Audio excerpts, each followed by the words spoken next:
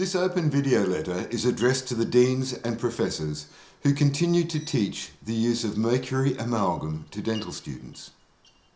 Dental students are the only university students who are routinely poisoned without their knowledge to the third most toxic non-radioactive substance known. Only arsenic and lead are more toxic than mercury. Do you have consent to poison some of the brightest minds in our society? Amalgam breaks cusps and cracks teeth. Better alternatives have been available for years. Why are the dental students being given a second-rate education? The use of mercury amalgam will also poison the environment. Dental amalgam that is not in the mouth is called waste amalgam. It's regarded by the Environmental Protection Agency as a toxic waste hazard. Mercury released from crematoria constitutes 16% of the United Kingdom's total mercury pollution. The only place where this material is regarded as safe is in the mouth of a living human being. Everywhere else, it is regarded as toxic, hazardous waste. The idea that amalgam is safe and effective is in line with the position of the trade organisations called dental associations. It is not in line with the published scientific literature. Dental amalgam constitutes the single greatest dietary source of mercury to the general population. In fact, 10 times higher than all other sources combined, including seafood. There is no safe level of mercury vapour. 80% of inhaled mercury vapour will be absorbed through the lungs and distributed throughout the body via the blood.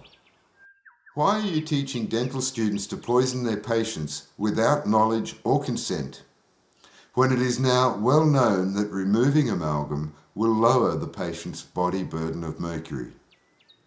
Your teaching exposes dental students to levels of mercury vapour which far exceed occupational safety and health and environmental protection guidelines, and which are in the order of 1,000 times higher than what is known to cause observable physiological change.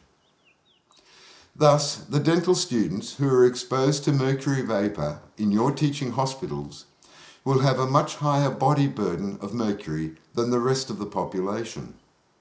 Have you informed your dental students that they can therefore expect to have a higher likelihood of skin problems, genetic changes, kidney disease, increased allergic sensitivities, reduced concentration, emotional instability, impaired fine motor function, muscular damage, respiratory problems, cardiovascular problems, microangiopathies, twice the rate of infertility, miscarriage and birth defects as the rest of the population, and twice the rate of a brain cancer called glioblastomas, various neurological disorders, and an increased potential of developing Alzheimer's, Parkinson's, or motor neurone disease. The list is, of course, far more extensive. The mercury vapour created in your dental hospitals will spread throughout the building and poison everyone inside.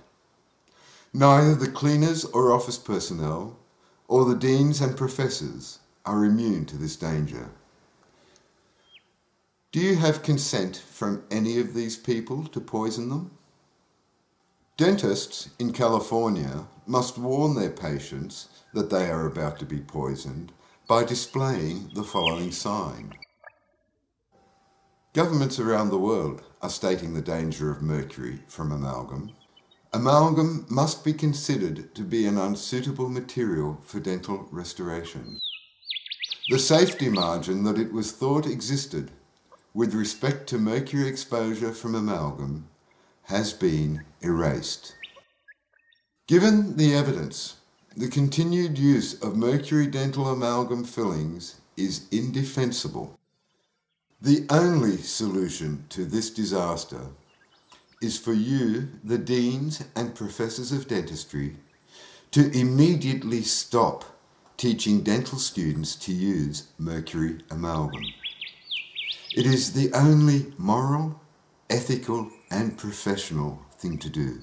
As a final message to the dental students, you do have the right to be warned and informed. You do have the right to be protected, and you do have the right to say no to mercury. Make sure that you read the whole of this document, which has over 500 references, to be fully informed of this disaster.